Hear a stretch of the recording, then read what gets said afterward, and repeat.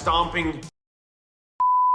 I really wanted to make a review of the Mario movie, and it seems many of you really wanted to see this as well when I posted a poll a few days ago. Before the release, the Mario movie had been a mixed bag of feelings, especially when it comes to marketing. Everyone hated it at first because of the voice casting, and then we got the first few trailers, which were alright, but people were not impressed with Chris Pratt's version of Mario. And then when the movie received its early reviews, a lot of people, including myself, had their hopes absolutely destroyed. I went into this movie very optimistic and was not expecting anything surprising or huge to happen.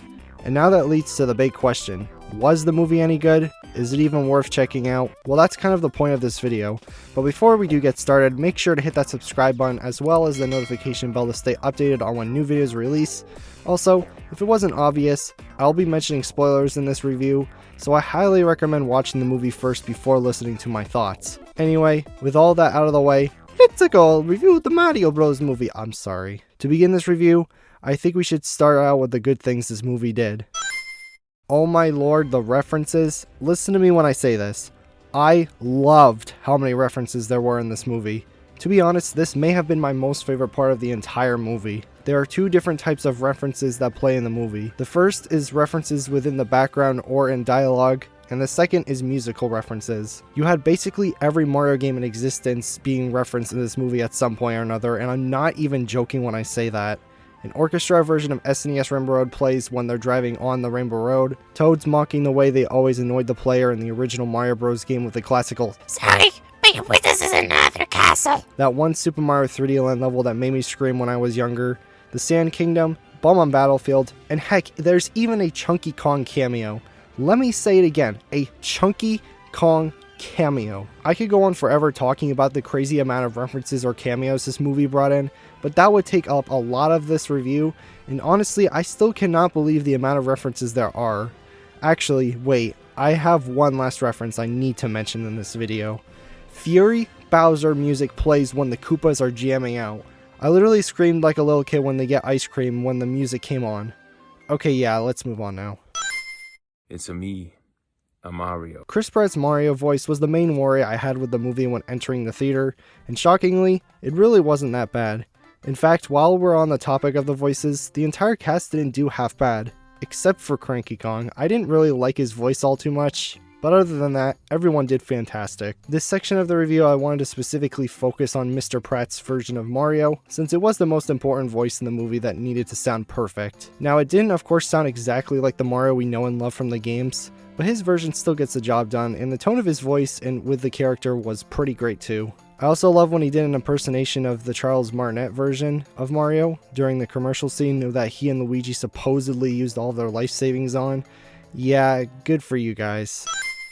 Bowser. I think it's pretty agreeable he was the best character in the movie, right? When that Peaches song played in the movie, I cannot believe the amount of shock that I was just in when I heard it. It really doesn't deserve to go as hard as it does, and I have no idea how Jack Black did it, but he somehow did. Besides the Peaches song, the character of Bowser himself was really well done. Yeah, there could have been a little bit more of an evil side to Bowser, I feel, at some points, since he did feel soft most of the movie, but I think that's what makes this version of Bowser so special.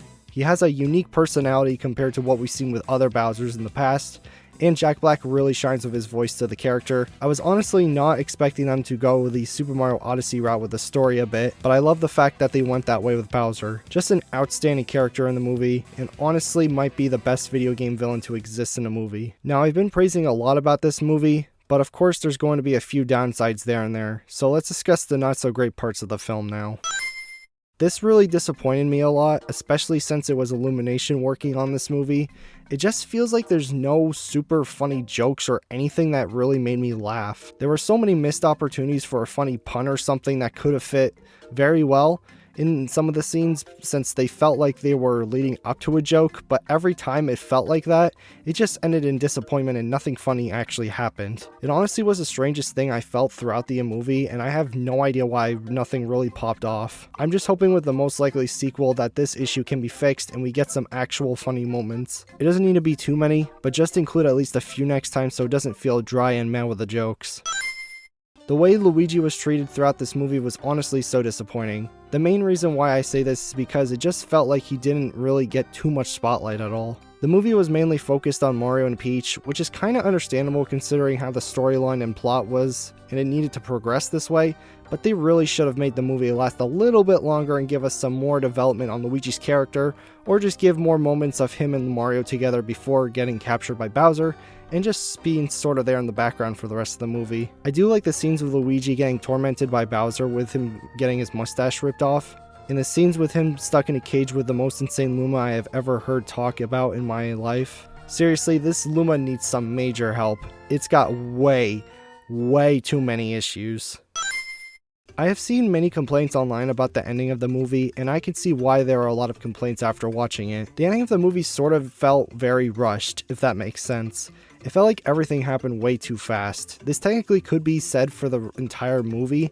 The pacing was just all over the place. Some parts felt like they should have had less screen time, while other parts of the film felt like they needed extra screen time. The pacing is not the only reason why I made a section of this review about it. The other part of the ending of the film I had a small issue with was the second post-credit scene. I was very disappointed with everyone telling me that a character was hinted for a potential sequel, and then it was just a Yoshi egg cracking with a Yoshi sound effect. Now you're probably wondering why the heck I was disappointed about that, but hear me out. I think the main reason why for my disappointment with the after credit scene was because Yoshi was already seen at the beginning of the movie when the movie was playing that montage of the characters starting their adventure. It felt like the Yoshis would have been in the second movie anyways. For some reason I was anticipating Rosalina to be hinted at since one of the Lumas were already in the movie as mentioned earlier, but it's whatever. It just felt like a big missed opportunity to me. I'm probably the only weirdo saying that too, so I apologize I felt this way towards the ending. Now since we've talked about the good and bad things in the movie, was it even worth watching in the end? Well, of course. I highly recommend this to any Mario fan out there. Heck, even if you're not too big into Mario, you could always give the movie a shot. While I do think fans will have a way more fun experience, I still think others who don't know much about Mario could have fun too. But honestly, who doesn't know Mario these days? I'm very excited to see what the sequel will be like, and I'm sure we'll see an announcement sooner or later due to how well the movie did. If I were to rate the movie 1 out of 10, I would give it a solid 8.5 to 9 out of 10. Not the most perfect movie out there, but it was still very fun and enjoyable. And that's essentially all my thoughts about the Super Mario Bros. Movie. I hope you all enjoyed it, and leave a like if you did. Also, let me know down below your thoughts on the movie, and if you agree with anything I said in this review. I'm sure you didn't, but I'm just very curious. Quick shoutouts to the current members of the channel. For our Frenzy Legends, we have KChets575, and for our regular clan, we have the KFat and Willow Games. Thank you for your continued amount of support towards the channel. I'll catch you all in the next video. Peace out, stay safe, and goodbye.